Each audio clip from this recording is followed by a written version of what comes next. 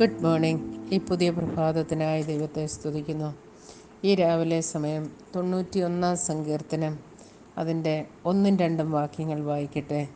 അത്യുന്നതൻ്റെ മറവിൽ വസിക്കുകയും സർവശക്തൻ്റെ നിഴലിൻ കീഴിൽ പാർക്കുകയും ചെയ്യുന്നവൻ യഹോവയെക്കുറിച്ച് അവൻ എൻ്റെ സങ്കേതവും കോട്ടയും ഞാൻ ആശ്രയിക്കുന്ന എൻ്റെ ദൈവവും എന്ന് പറയുന്നു.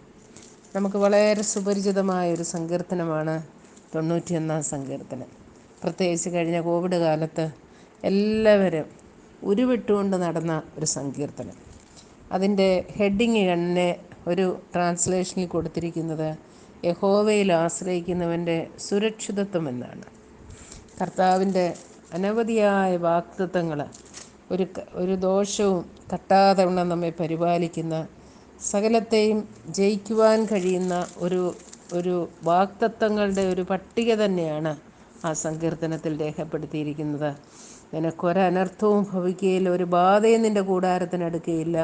നിൻ്റെ എല്ലാ വഴികളിലും നിന്നെ കാക്കേണ്ടതിന് അവൻ നിന്നെക്കുറിച്ച് തൻ്റെ ദൂതന്മാരോട് കൽപ്പിക്കും.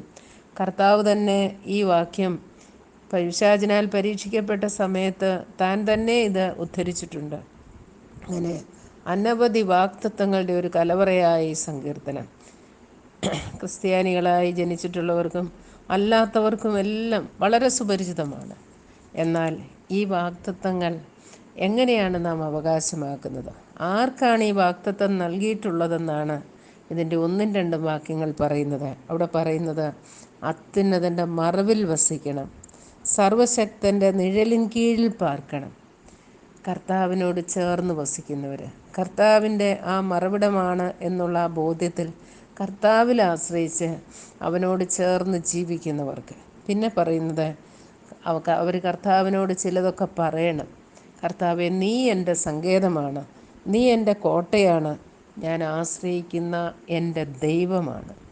ആ ദൈവം എന്നുള്ള വാക്ക് നാം പറയുമ്പോൾ നമ്മുടെ ജീവിതത്തിൽ, നമ്മുടെ ചിന്തയിലൊക്കെ വരേണ്ട ഒരു കാര്യം, സർവശക്തനായ ദൈവം, സകലത്തെയും ഉളവാക്കിയ ദൈവം, സകലത്തിനും കാരണഭൂതനായ ദൈവം. ആ ദൈവത്തോട് ഞാൻ പറയുകയാണ്, കർത്താവെ, നീ എന്നിൽ ഞാൻ ആശ്രയിക്കുന്നു, നിന്നെ ഞാൻ വിശ്വസിക്കുന്നു.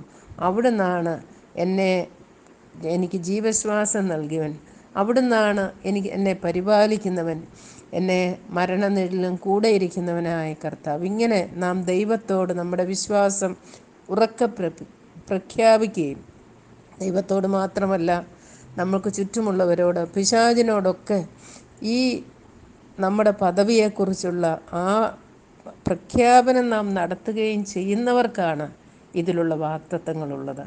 അല്ലാതെ ഈ സങ്കീർത്തനം കാണാതെ പഠിച്ചതുകൊണ്ടോ ഈ സങ്കീർത്തനം അനവധി തവണ ഉരുവിട്ടതുകൊണ്ടോ ഇതിലെ വാഗ്ദത്തങ്ങളെ അവകാശമാക്കുവാൻ നമുക്ക് കഴിയുകയില്ല. ഓരോ ദിവസവും ദൈവമാണ് എൻ്റെ സൃഷ്ടിതാവ്, ദൈവമാണ് എനിക്ക് വേണ്ടി സകലവും നിർവഹിക്കുന്നത്. ദൈവമേ, ഞാൻ നിന്നിൽ ആശ്രയിക്കുന്നു, ഞാൻ നിന്നോട് ചേർന്ന് വസിക്കുന്നു, നീ ആഗ്രഹിക്കുന്ന രീതിയിൽ എൻ്റെ ജീവിതത്തെ ഞാൻ ക്രമപ്പെടുത്തുന്നു എന്നുള്ള ആ സമർപ്പണത്തിലും ആ അനുസരണത്തിലും നമ്മൾ മുൻപോട്ട് പോകുമ്പോൾ ഇതിലെ ഓരോ വാഗ്ദത്തങ്ങളും നമുക്ക് അവകാശമാക്കുവാൻ കഴിയും.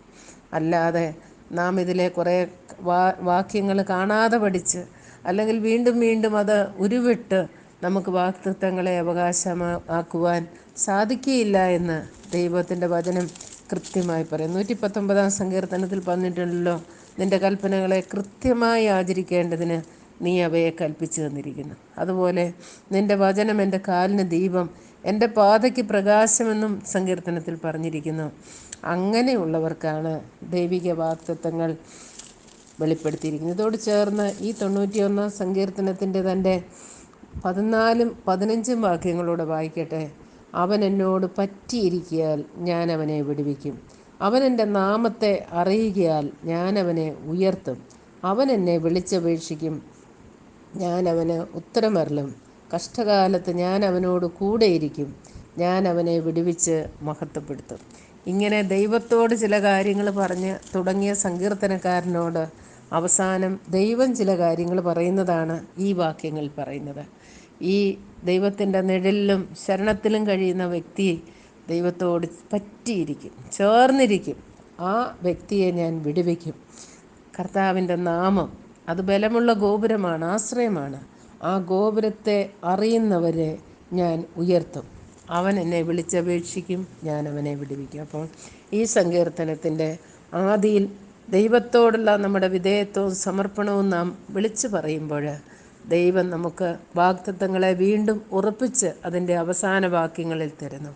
ഇത് നമുക്ക് ശരണമായി, ആശ്രയമായി ഇന്ന് പകൽക്കാലം കൈക്കൊള്ളാം. ദൈവത്തിൻ്റെ പരിശുദ്ധാത്മാവ് അതിനായി നമ്മെ സഹായിക്കട്ടെ. God bless you.